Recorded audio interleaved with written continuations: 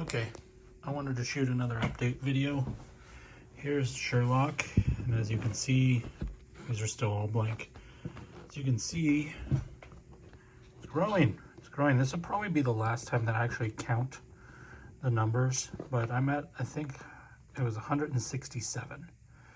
And what I can say so far is I'm pretty confident in the system now. I've been making decisions and I feel confident in choices that I'm making now. I don't feel like I'm worried I'm going to break something or I'm going to do something wrong. So I wrote down some stuff here to remember to mention to you guys. I thought there was some interesting things that I've thought about.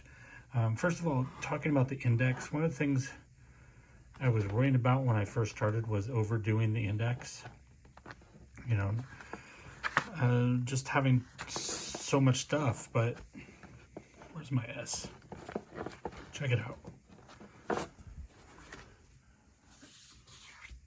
It's not even all the S. I missed one.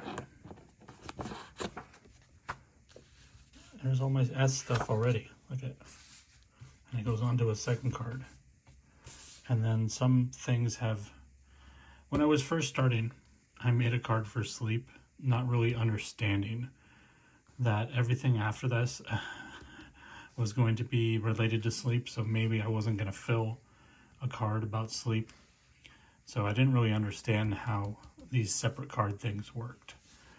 And this one I created specifically because I'm putting story ideas that I have for fiction.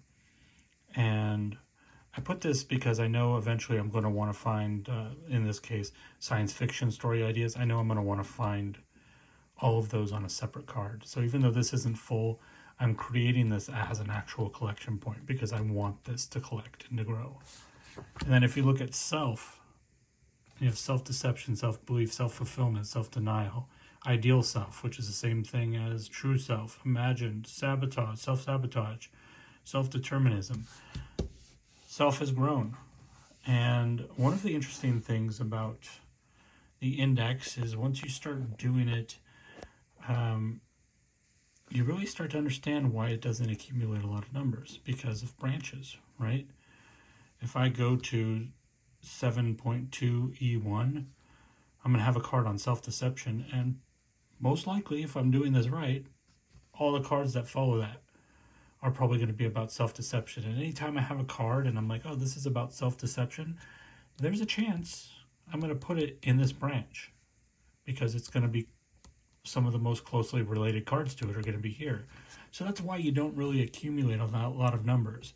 And it's one of the key things about the differences between tagging in a digital system and this. Because I can say this, and this is the equivalent of if I had one of these and all the cards were behind it, were self-deception. Whereas tagging, you're essentially saying tag this note, this note, this note, this note, this note, this note, this note. You're tagging individual items. Here you're tagging starting places. And that's a key difference. And I think the reason I've accumulated so many index, I'm not sure how other people do it. I'm fine with this. I'm not feeling uncomfortable with the fact that I'm doing this, but I think it's because I know a lot about my brain and how I'm going to look for things in the future. So when I put cards in, I'm not trying to tag them. I'm trying to, let me think of an example. Let's pull one in here. Let's think of a good one. Let's 63A3.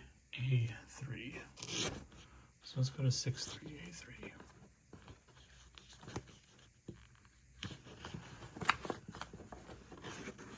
There we go. Okay, moralizing issues comes from oversimplification, something the news is designed to do. We call this being informed as if it is an end, rather is only the middle step in a process few people complete. Okay, so we go back to where I got that from. I got that from stimuli. Stimuli. Right here. Raw data is raw stimuli. Okay, so you could think of that as tagging, but I know that later, if I'm ever working on something and I'm like, oh, I need to find more stuff about stimulation, That's what I'm going to do. I'm going to go to my index and I'm going to look for the word stimuli or stimulation. So I know I'm going to want to find that card. It might not be exactly related to the specific stimulation that I'm working on, but it's going to be helpful in a lot of cases. So creating this is about thinking for your future self. How am I going to want to find that? In what condition am I going to want to find that? So that's why my index it's getting pretty beefy. And I imagine at a certain point it's going to slow down because I'm going to be branching. As a matter of fact, let's talk a little bit about this. Last time I did a video, I think I only had 9 categories. Actually, I only had 8 categories last time I did it. I ended up at project ideas. If you look behind here, there are a tremendous amount of other categories back here. And actually, here, I have a list of them here. So we have Zettelkasten, physical health, rediscovering analog freedoms, wealth and finance, political theory, creativity, project ideas, marketing. Okay, those are some of the original ones. Marketing was one of the first new ones. Small town, economics, global relations, urban planning, architecture, competence, self-fulfillment. I'm not going to read them all. But what I actually did here is I realized that because I could branch things and connect things to the closest card, that if I wanted to, I could just work with these 8 categories and probably find a way to fit every card I want into these in some way.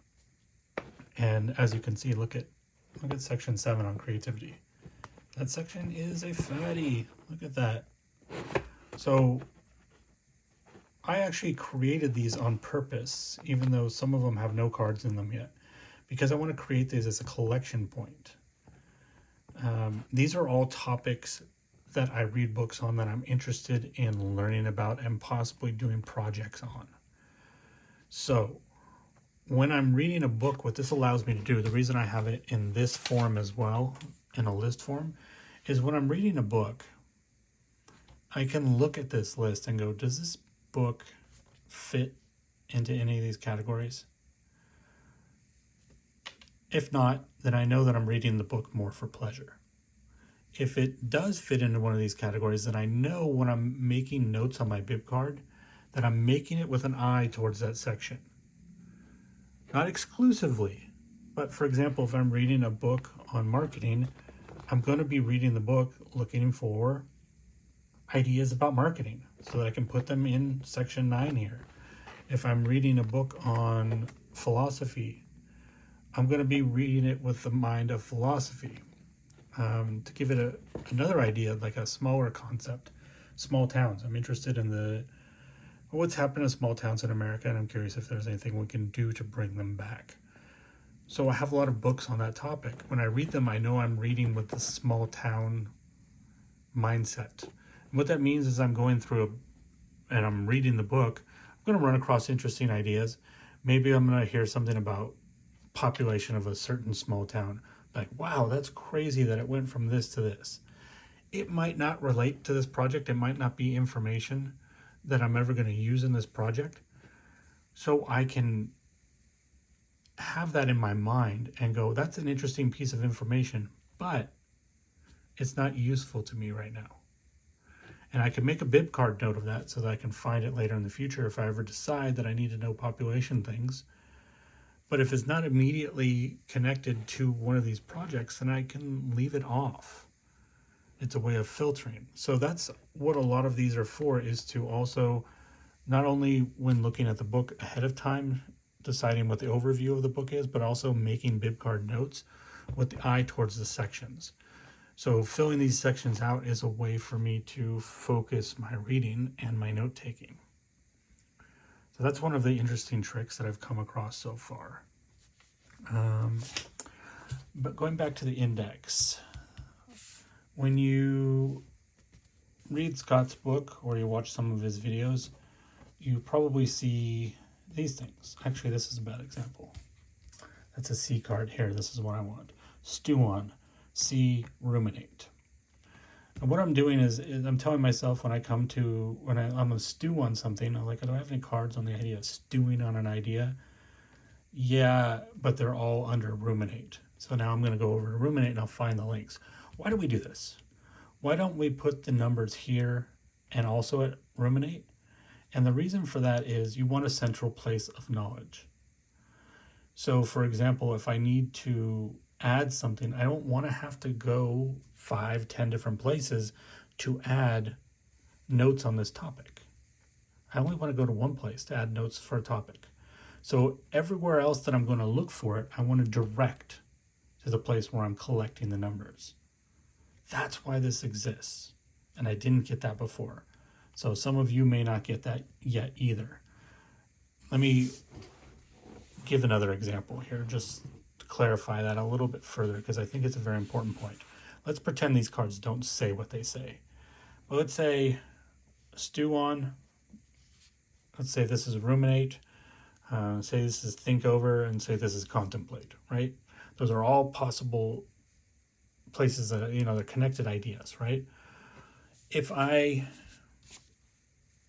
didn't do this, and I say, for example, say I had a card at 1.7, I put stew on 1.7.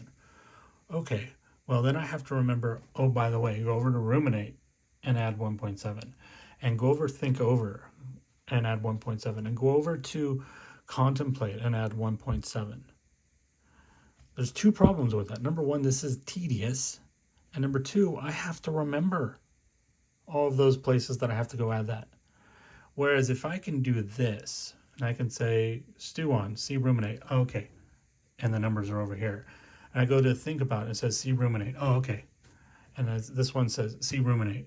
Then all I have to remember is to put the links at ruminate. And when I want to go and add another one and I don't remember ruminate, so I'm like, it's like stewing on. I get here and I go, oh, okay, yeah, I need to go to ruminate to add that one. Okay. That's why that exists. And I think that's a really, really important point. It's going to save your sanity. Let's see.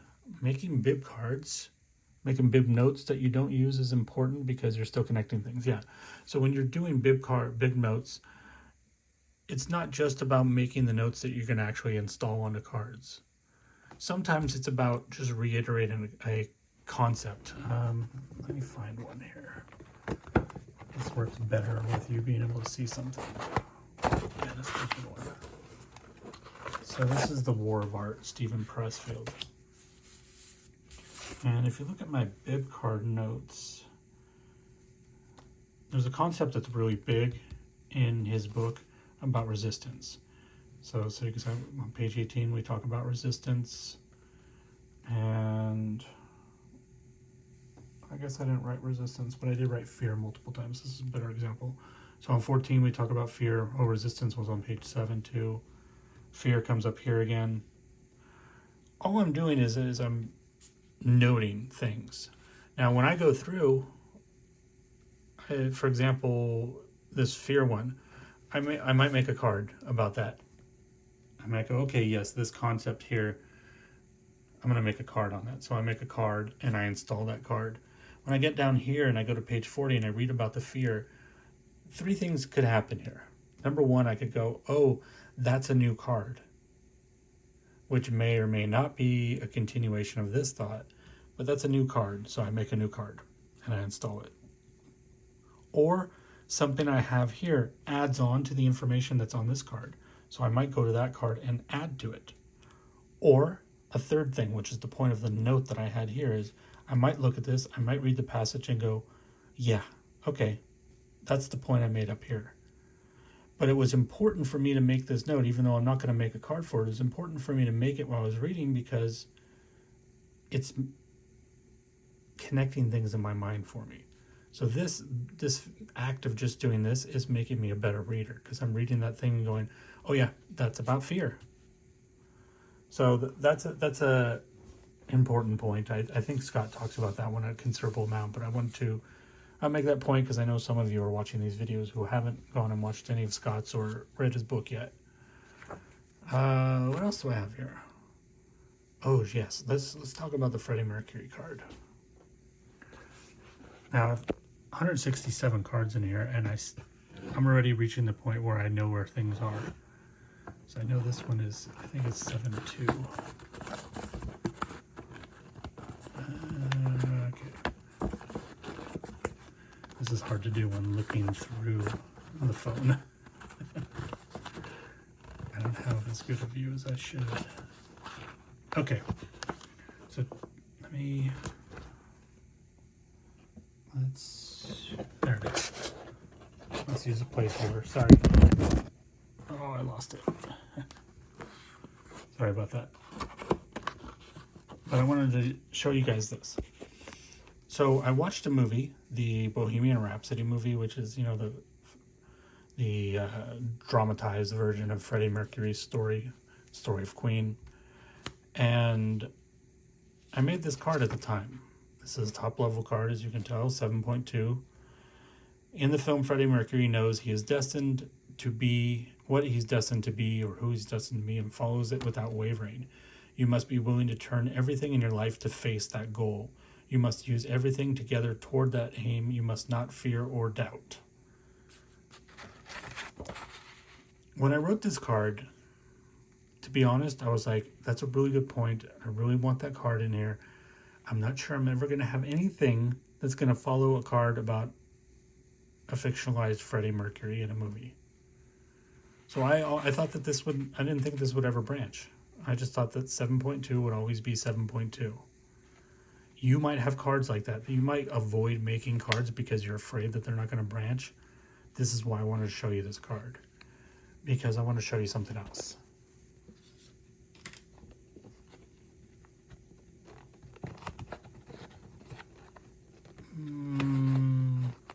Yeah. All of these cards branched off that Freddie Mercury card. These are all 7.2s.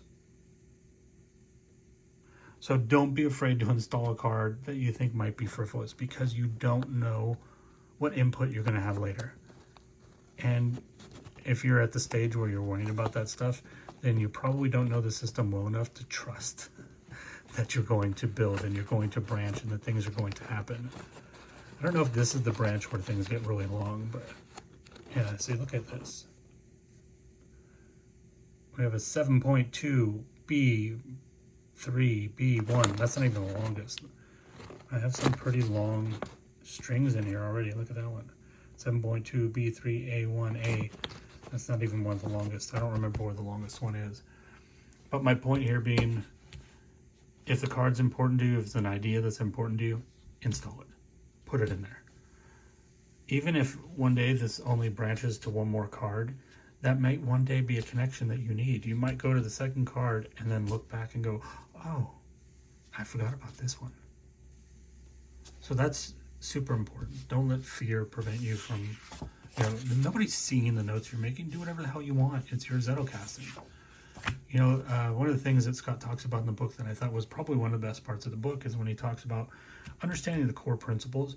Know the core principles, which is the Antinet, the analog, numeric alpha. Let's see if I remember. Tree, and what's I? I can't remember I right now.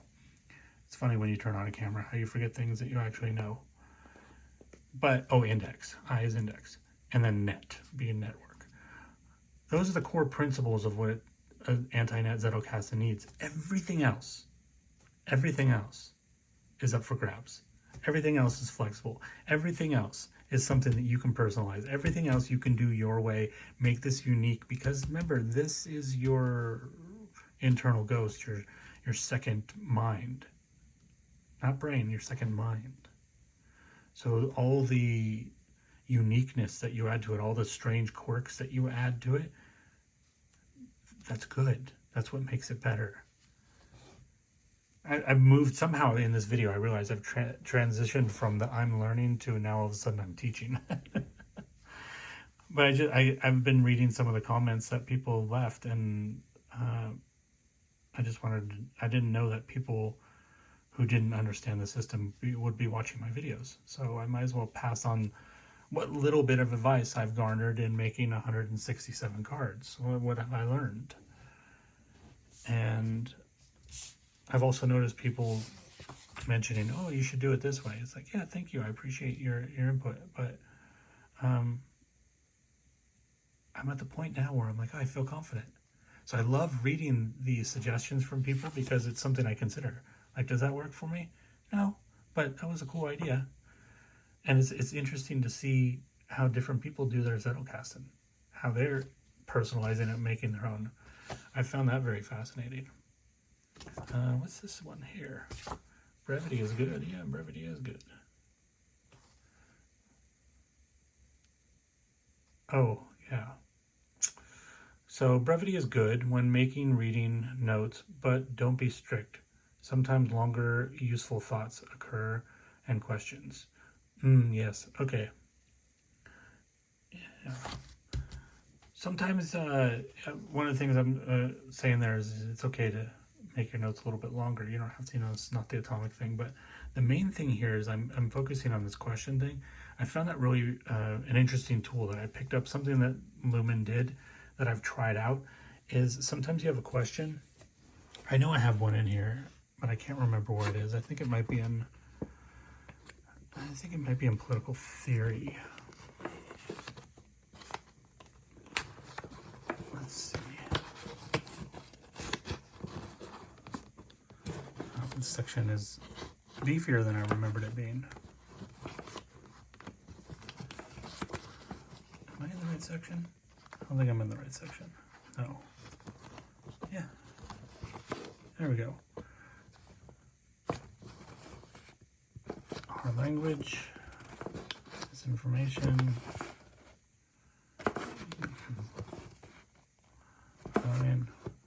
Okay, I can't find it right now. I'm not going to force you to sit here and watch me go through all these. I remember basically what the card said. I had a question, and I posed the question to Sherlock, my Antinet. I said, what is the difference between the person who watches the news and disagrees with something and the person who feels compelled to take out a Sharpie and make a sign, buy poster board, take a Sharpie, make a sign, and go stand somewhere all day, yelling at other people?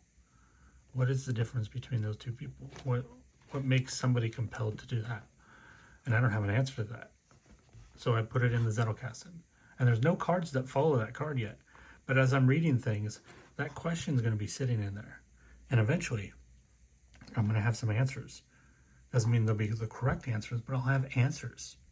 If I'm lucky, I'll have 10 answers that all contradict each other.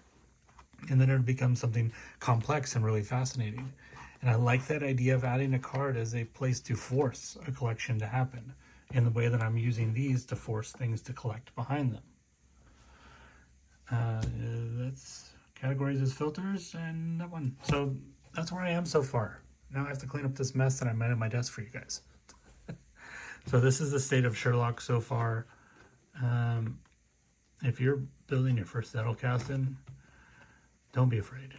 Honestly, I was afraid. I've always been, when I did digital notes, I was always super concerned with building my structure and then change my structure again, and then I have to change my structure again, so that when I would start a new system, I'd be even more concerned with starting my structure the first time because I didn't want to have to redo it again.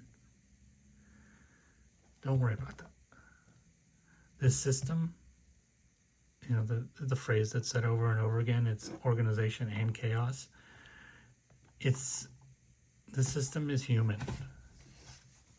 It can accommodate for all kinds of differences, and it's incredible what it can accommodate. So I don't worry about it anymore. And I think it may be, if you can make 50 cards, if you can make and install 50 cards, I think at that point, that's when you'll start feeling a little more confident in it. And I can tell you that when you get to 167, there's a high chance that you'll feel as confident as I do. So just keep making cards and it'll click. One day you just realize the system, you just realize you're like, oh, it's just working. It just works. So stick with it.